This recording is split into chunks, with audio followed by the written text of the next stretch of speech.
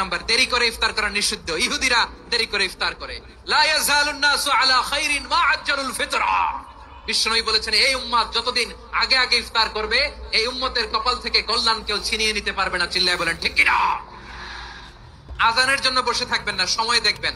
স্থানীয় সময় যখন সূর্যাস্ত হওয়া মাত্রই বিসমিল্লাহ, খেজুর খেয়ে ফেলবো। পারবেন তো নাকি দেরি করবেন? 2 নাম্বার, রমাদানের পবিত্রতা বজায় রাখবো। কোন তর্ক বিতর্ক অশ্লীলতায় আমরা জড়াবো না, ঝগড়া করবো না, সরাসরিও না, ফেসবুকেও না। করবেন কেউ গালি দিলে বলবেন ইন্নিমরুউন সায়েম, আমি রোজাদার।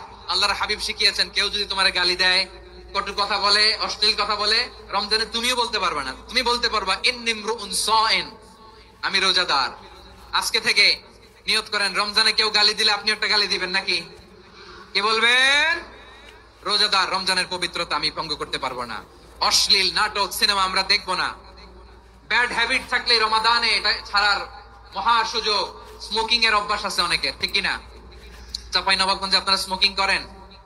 আলাম ইয়াদা কাওলা যুরি ওয়াল আমালা বিহি ফালাইসা লিল্লাহি হাজাতুন ফি আইয়াদা তাআমাহু ওয়া শারাবা। যে রমজানে মিথ্যা কথা, মিথ্যা কাজ, মিথ্যা সাক্ষী ছাড়তে পারে নাই, তার না খেয়ে থাকা, উপবাস থাকা দিয়ে আল্লাহর কিছু যায় আসে না। এজন্য মিথ্যার সাথে আমাদের কোনো সম্পর্ক আছে? মিথ্যা বলবো না। 4 নাম্বার, অপচয় করবো না। ইন্নাল মুবাদদিরিনা কানু ইখওয়ানাশ শায়াতিন ওয়া কানা শাইতানু লিরাব্বিহি কাফুরা। অপচয়কারী শয়তানের ভাই। আচ্ছা, যে শয়তানের ভাই ও নিজেও আরেকটা কি? শয়তান।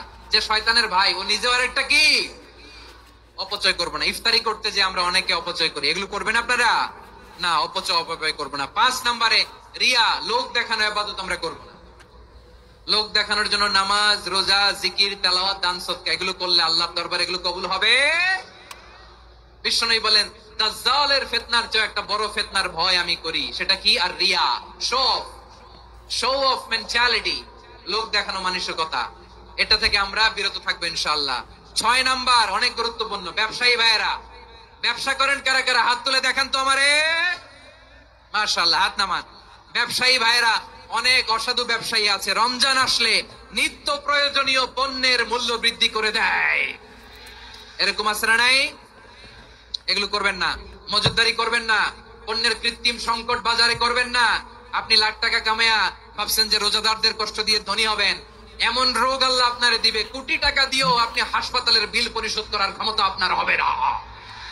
খবরদার। আর শেষ বয়সে দেখবেন কি কষ্ট আপনার হয়। আপনি রোজাদারদের কষ্ট দিচ্ছেন, আল্লাহ আপনার সুখে রাখবে?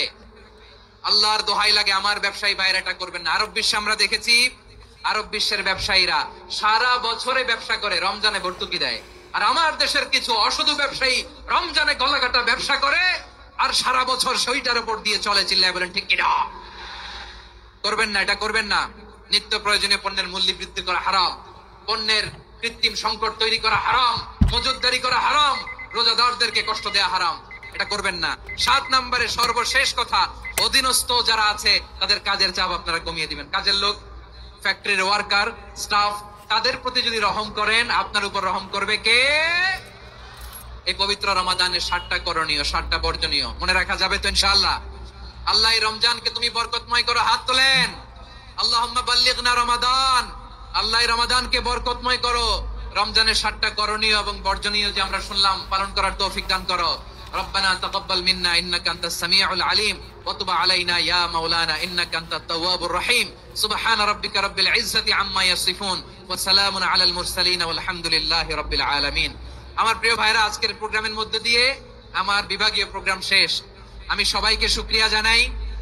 অনেক শান্ত সুশৃঙ্খল প্রোগ্রাম আপনাদেরকে আপনারা